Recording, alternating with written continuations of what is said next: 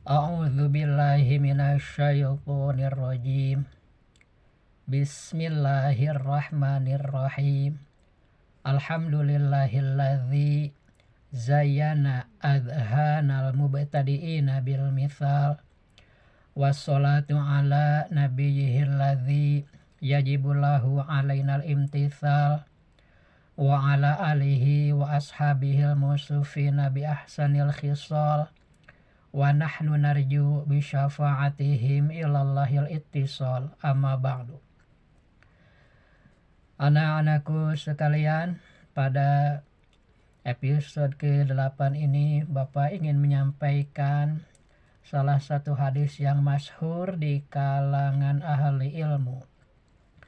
Hadis tersebut yaitu thalabul ilmi fardhatun ala kulli muslimin, yang artinya bahwa menuntut ilmu itu atau belajar itu telah dipardukan kepada setiap orang Islam.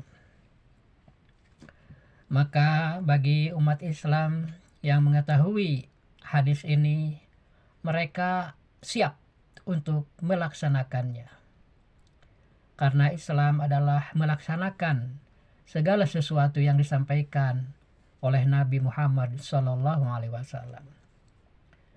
Sedangkan mukmin adalah orang yang membenarkan segala sesuatu yang disampaikan oleh Nabi Muhammad SAW. Jadi iman urusannya dengan masalah batin, dengan hati, membenarkan dan menerima. Sedangkan Islam urusannya lahiriah, yaitu pelaksanaan. Para ulama menyebutkan bahwa ilmu yang dipardukan tersebut minimal ada 4 ilmu yang termasuk dalam kelompok ilmu hal.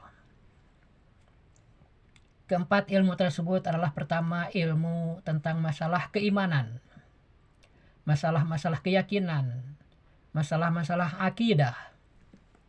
Dan ilmu ini minimalnya menjelaskan tentang 50 sifat yang menjadi akidah orang-orang beriman. Kemudian yang kedua, ilmu fikih.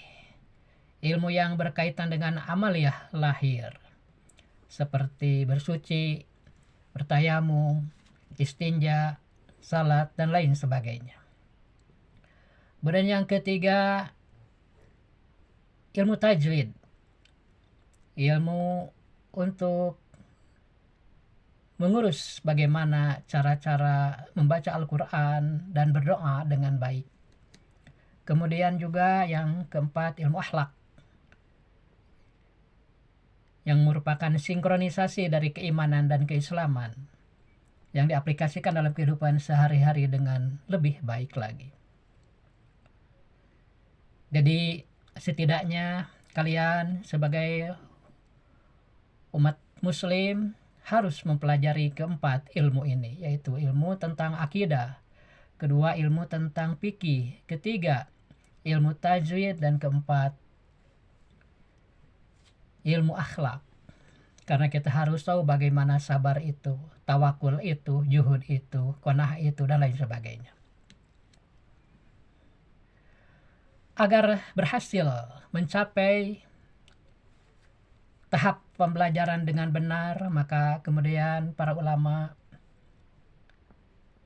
menuliskan 6 syarat yang mesti dipenuhi untuk terselenggaranya proses belajar mengajar. Yang pertama adalah zakaun. Si murid harus berusaha cerdas dalam memahami setiap ajaran. Yang kedua, wahirsun. Harus sungguh-sungguh, harus semangat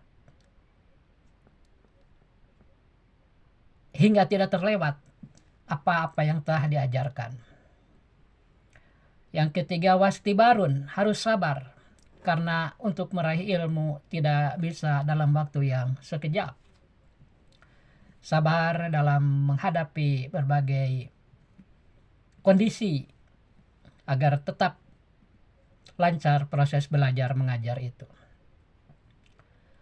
Yang keempat, wabulghatun, ada bekalnya, setidaknya ada alat tulis, ada papan tulis agar bisa lebih paripurna dalam proses belajar mengajar.